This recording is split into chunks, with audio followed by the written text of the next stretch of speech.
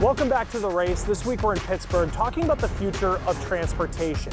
Now, more than 100 million Americans use a bike on any given year.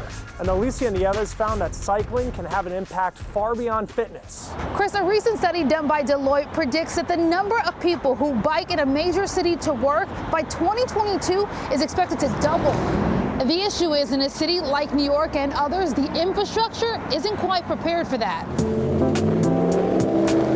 Ironically, people associate cars with like freedom and going wherever you want, whenever you want. But the truth is you're limited to wherever the streets and highways are, or wherever there's parking. With a bike, that's not the case. Packed roads and crowded mass transit led Catherine Willis to start biking in New York City 10 years ago.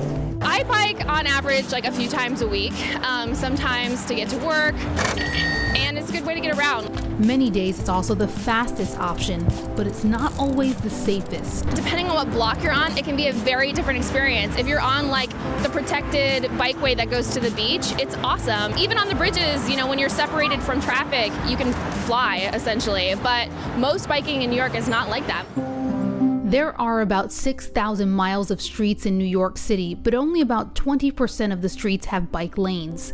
Of that, only a fraction of those lanes have protection or barrier between cyclists and cars.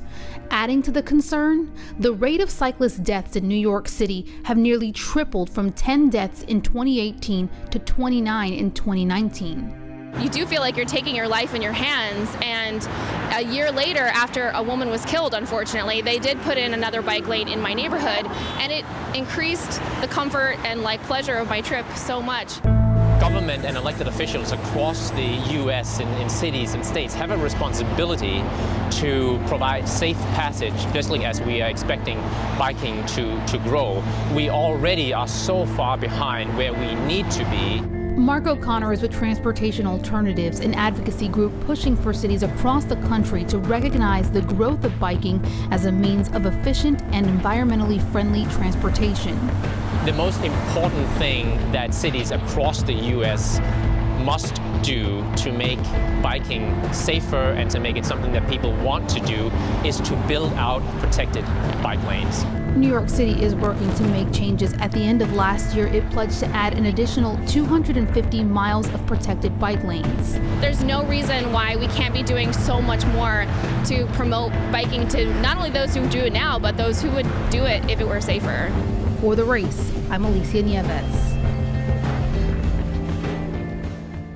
There's a tube outside of Vegas that could be the future of travel, taking people hundreds of miles in just a matter of minutes. We are reinventing transportation and doing it out here in the desert. The Virgin Hyperloop would put up to a dozen people in a pod and send them down a track at high speeds. Vacuum pressure and magnets would propel the pod forward as it essentially levitates. Virgin Hyperloop One thinks this will be better than flying in a plane. You don't have the traditional sort of experiences that you have in aircraft. There's no such thing as turbulence, right? Because you actually have no air around you, right, on the outside of the pod. So the ride is actually going to be a lot smoother. So you're not even going to be able to tell that you're going that fast. Virgin leaders say its pods can go 700 miles an hour at full speed. Now, as far as who pays for this, Virgin sees a public-private partnership. Other companies are working on similar concepts. What's sending Americans flocking to public transportation? Next.